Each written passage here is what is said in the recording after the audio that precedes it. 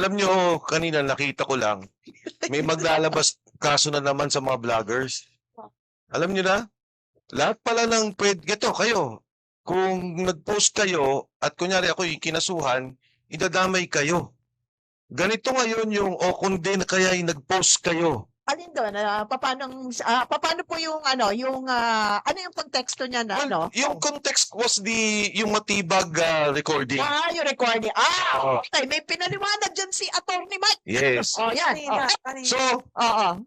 ngayon lang natin nakikita yung ganitong klaseng silent martial law. Alam niyo ho, ang kaso ko ngayon, 3-4 na. And then, kinakasuhan pa rin yung mga lahat, yung 18 Marines, siguro mga 5 kaso sila, mas madami. Sila Cathy Binag kasama, si Jay Sonsa, yan, kasama yan doon sa naging kaso. Ka Eric, si Attorney Harold Respicio, kasama. I think si Attorney Topacio, may kaso na rin. So, ganito po yung nangyayari sa ngayon. Lahat kinakasuhan. Lahat ng kalaban kinakasuhan. Etong kay Vice President, hindi lang naman to ngayon eh. Nagsimula yan sa pagkidnap kay Pangulong Duterte. Ang unang kailangang magawa, tanggalin si Pangulong Duterte. Diba? Ang una si Kibuloy, kinasuhan. Duterte, kinasuhan. Pagkatapos kinasuhan po kinasuhan na po si Vice President Duterte, lahat ng lumalaban nagsasalita, kinakasuhan. Yun lang pong kay Gutesa, pumunta ng hearing, kinasuhan. Narinig nyo na yung recording, di ba? Ano nyo na yun?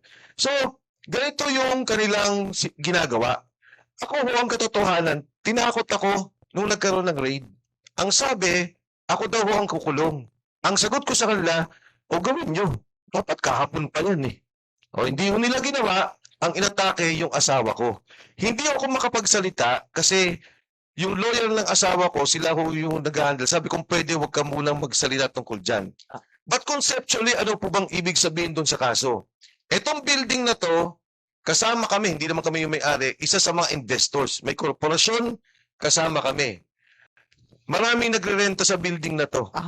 Biglang may nakita silang mali o illegal o tinarget talaga nila. At ngayon, ibang grupo ho yun hindi kami yun. Parang dito sa building na to, ito yung PDP. Pag nilusob tong PDP at hinuli, ginagawa nila, kinakasuhan din nila yung mga may-ari ng building. Doon ho kami ini-involve. Kami ang isa sa mga nag-invest doon sa building.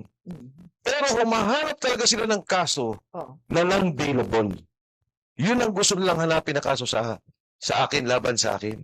And this is not only a power play in Congress, this is not only a power play in the Senate, but they are weaponizing all the agencies of government. BIR, NBI, lalo tigit, no? Ang NBI sa ngayon, ang iba't ibang ahensya. AMLAC, pero yung mga, lalo na ho yung mga kasuhan. NBI. Kasi kunyari ho sa inyo, pag kinasuhan tayo, no, kayo, sabi ko nga kay Ka Eric, awang-awa ako. Wala namang pera ang Ka Eric eh. Every time nakakasuhan yan, mag-message ako, tutulong ako sa iyo. Paano pa yung ibang vloggers pag kinasuhan? Kahit wala kang kasalanan at mananalo ka naman, yung perwisyo na magbibil ka, kukuha ka ng abogado, dahil bakit? Dahil tayo naging critical? Dahil nagsalita tayo sa flood control? Dahil nagsabi tayo may nakawan? Ganyan ba ang demokrasya? Ganyan ba ang klase ng pamamalakad ng gobyerno? Kahit na po saang desisyon, Korte Suprema ng Pilipinas, Korte Suprema ng Estados Unidos, ang sinasabi, di ba, pag politiko kayo, pag nasa gobyerno kayo, huwag kayong balat sibuyas. Tanggapin ninyo. Dahil ang mga pagbatikos, dahil ang mga kritisismo, hindi naman yan laban sa inyo, kundi para maging maayos ang pamamalakad ng ating gobyerno. Kong Mike, may payo si nasabi nyo kasi yung mga kakasuhang mga vloggers. Attorney Mike, yung nasabing palitan ng kuro-kuro between NBI director Matibag at saka itong isang commentator yata. Ano ang pinaka-depensa ng mga vloggers para hindi makasuhan or hindi pumasok sa cyber libel? Lahat ng kaso ng libel, cyber libel man yan or any other form of libel, kapag ang person involved is a government officer Mhm. or employee, the truth is available as a defense. All right. Kung yung sinabi mo ay mapapatunayan mo na totoo, hindi ka pwedeng kasuhan ng libel. Doon muna sa pag-share. Shinare nila yung video na yon. Pag Sana makaiwas. Oh, nung pag nag-share ka ng mga video na yan,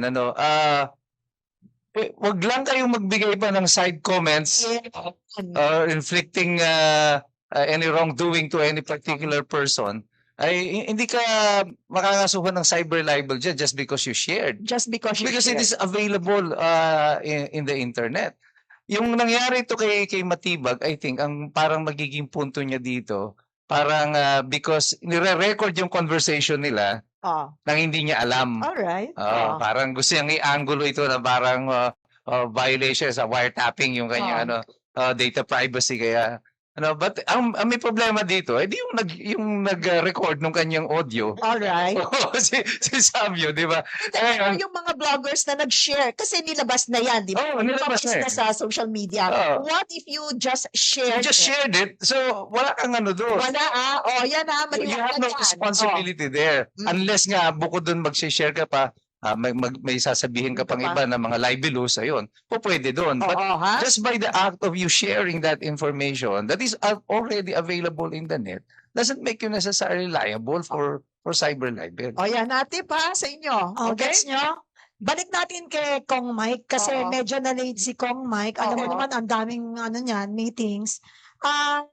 Gusto ko lang kasi bigyan ng paglilinaw kasi parang bitin na bitin tayo at yung mga media doon sa yung mga sinabi niyang info para po sa lahat at sa updates para sa taong bayan na ilatag niya with resibo. Pero Congressman, diretsuin na natin yung pangalan po ng pamilya po ninyo ngayon na dadawit sa human trafficking issue. Bakit po dapat maniwala ang publiko na wala po kayong kinalaman rito? Okay lang, huwag kayong ma-offend ha. I just want you to clarify things. Katulad ng binanggit ko, hindi ko nga ma-discuss in detail yung kaso. Pero yung simpleng sinabi ko na nga, itong building na to, part investor kami, and then maraming tenants every floor. Ang ibig ba sabihin, pag kami inaresto sila doon sa mga tenants, kasama na yung building, yung espasyo mismo. Yun yung ginawa lang involvement sa amin. Yun ang ginawa lang involvement. Ngayon, siguro conceptually din. So KTV, sinasabi nila, mali. Or at least yung human trafficking side, sabi nila. Paano Soler? Paano City of Dreams? Paano Resorts World? May mga KTV dun.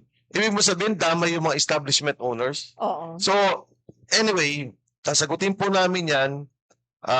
Again, hindi kasi ako yung may kaso yung asawa ko Kaya kung ako lang yan, hindi ako titigil na sagutin kung ano talaga yung ginawa nila dyan.